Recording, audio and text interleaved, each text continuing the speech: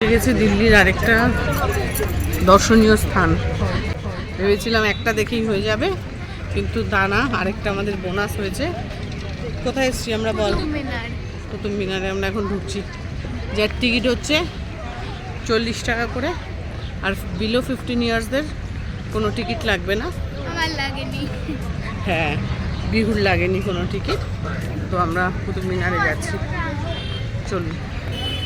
আর দুপুরবেলা খুব বাজে একটা জায়গায় খেয়েছি, সেজন্য খাবারের রিভিউ দিইনি, খুব বাজে।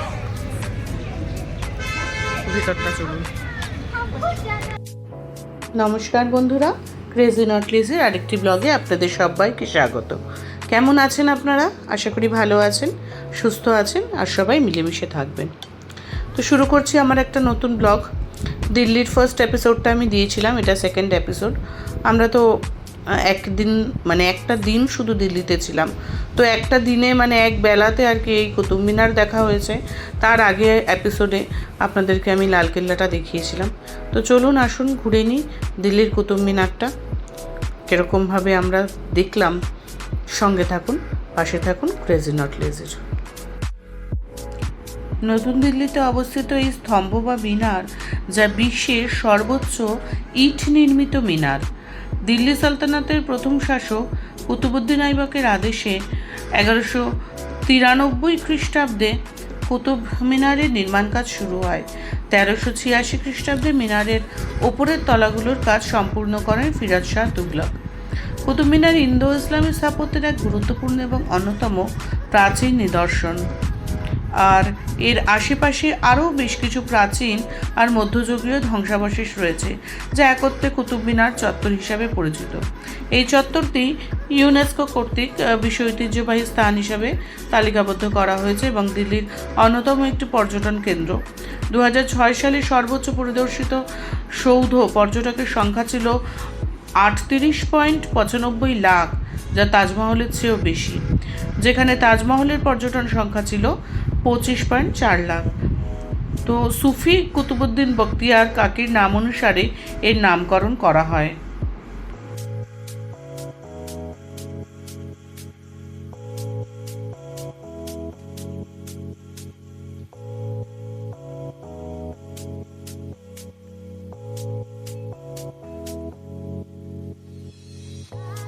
যা কাজ দেখতে পাচ্ছি, অসাধারণ, অসাধারণ বললে সত্যি। আজকে সারাদিনে দিল্লিতে ঘুরে যে দুটো জিনিস দেখলাম, একটা হচ্ছে আমাদের রেড ফোর্ট লালকেল্লা, আরেকটা হচ্ছে এই কুতুব মিনার। অসাধারণ কাজ, অসাধারণ, এত সুন্দর কাজ, শুধু দেখে থাকতে হয়, দেখেই সার্থক, এত সুন্দর অসাধারণ কাজ।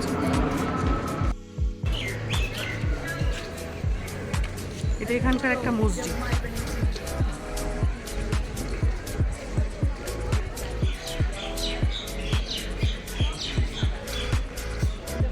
এটা হচ্ছে ইমাম জমিন কা মকবরা, যেটা বলছে ইমাম জমিন কা মকবরা। এটা তৈরি হয়েছে 944 হিজরি। ইমাম জমিন কা মকবরা হচ্ছে এটা।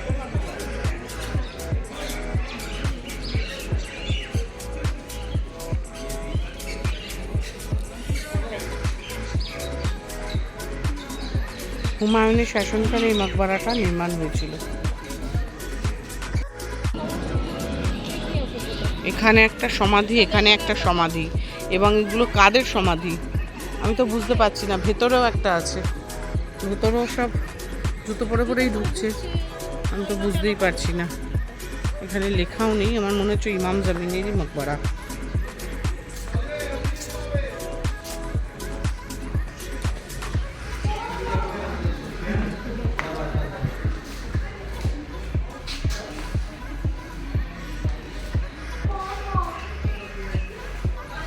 এখানে কিছু লেখাও নেই।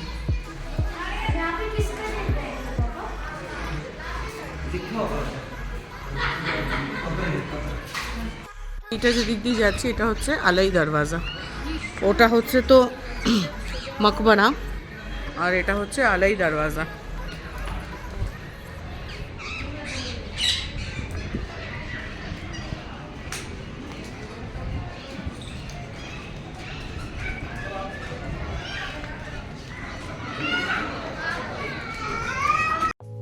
এটা হচ্ছে আয়রন পিলার।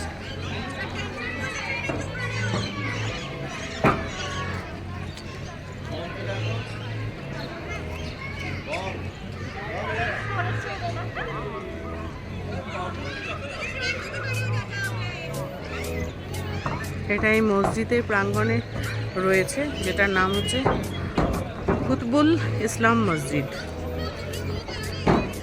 এখানে সংস্কৃত ভাষা দিয়ে গুপ্তকালীন ব্রাহ্মণী লিপিতে এখানে লেখা রয়েছে এবং পুরালিপির আধার অনুযায়ী এটা 4th শতাব্দীতে তৈরি করা হয়েছিল।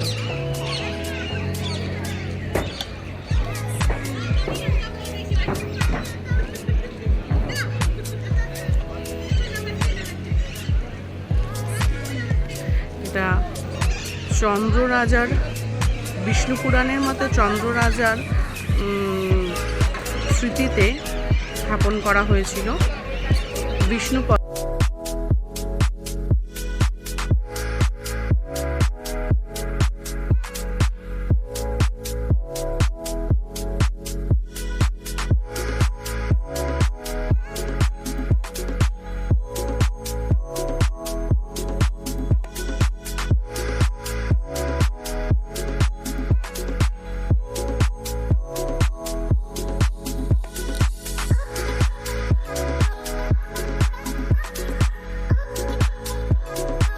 এই সামনে যেটা দেখতে পাচ্ছেন এটা হচ্ছে খলজির মাদ্রাসা। এখানে উনি মানে মাদ্রাসা তৈরি করেছিলেন যেখানে বাচ্চা কাচ্চারা পড়তো আর কি। এই চত্বরটা বিশাল বড় তো এরিয়াটা, বিভিন্ন জনে বিভিন্ন রকমভাবে বিভিন্ন কিছু করে রেখে দিয়েছে। যে যার শাসনকালে ব্যাপারটাকে আরও বাড়িয়ে গেছে। আর সবচেয়ে বড় কথা হচ্ছে ওই যে কবরগুলো দেখলেন তার অর্ধেক নাম নেই, তো সুতরাং আমি বর্ণনা দিতেই পারবো না যে ওখানে কার কবর, কী কবর, কিসের বৃত্তান্ত। তাই জন্য ম্যাক্সিমামটাই অজানাভাবেই আমি ভিডিওটা করেছি।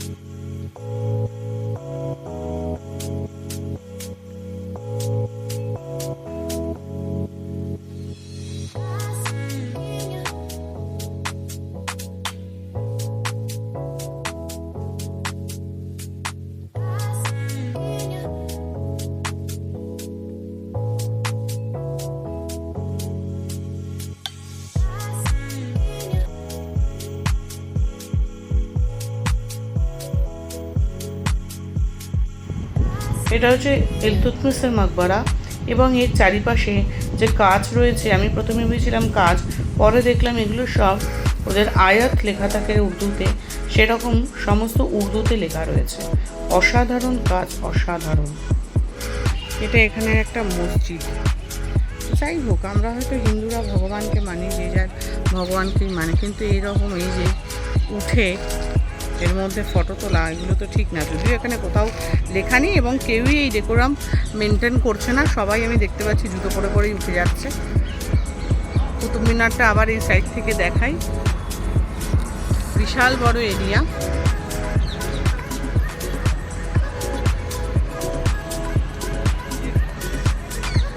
এখানে কিছু জায়গা আছে যেটা খলজি দ্বারা এক্সটেন্ড করেছে, আবার এই পেছনের দিকটি এই জায়গাটা খিলজি, আর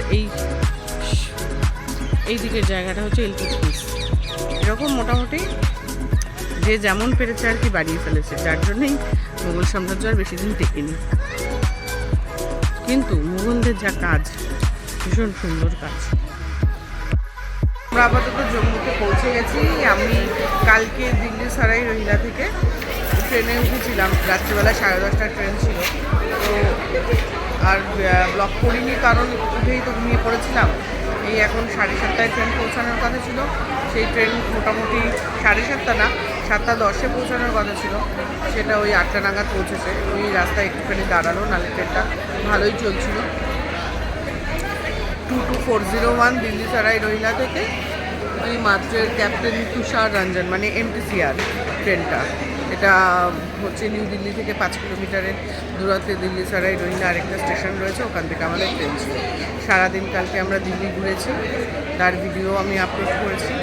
তো এখন আমাদের জম্মু থেকে শ্রীনগর যাওয়ার 6 থেকে 6.5 ঘন্টা লাগবে বলছে, দেখা যাক।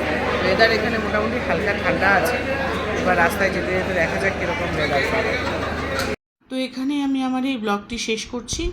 ব্লগটি যদি ভালো লেগে থাকে তাহলে অবশ্যই একটা লাইক করবেন আর শেয়ার করবেন সবার কাছে, আর পাশে থাকবেন ক্রেজি নট লেজি। আপনাদের আশীর্বাদেই আমি আরও এগিয়ে যেতে পারবো, এই আশাটুকুনি রাখবো। তো দেখা হবে আমার আরেকটি নেক্সট ব্লগে। ততদিন পর্যন্ত ভালো থাকুন, সুস্থ থাকুন এবং সবাই মিলেমিশে থাকুন। দেখা হচ্ছে আমার নেক্সট ব্লগে। টাটা।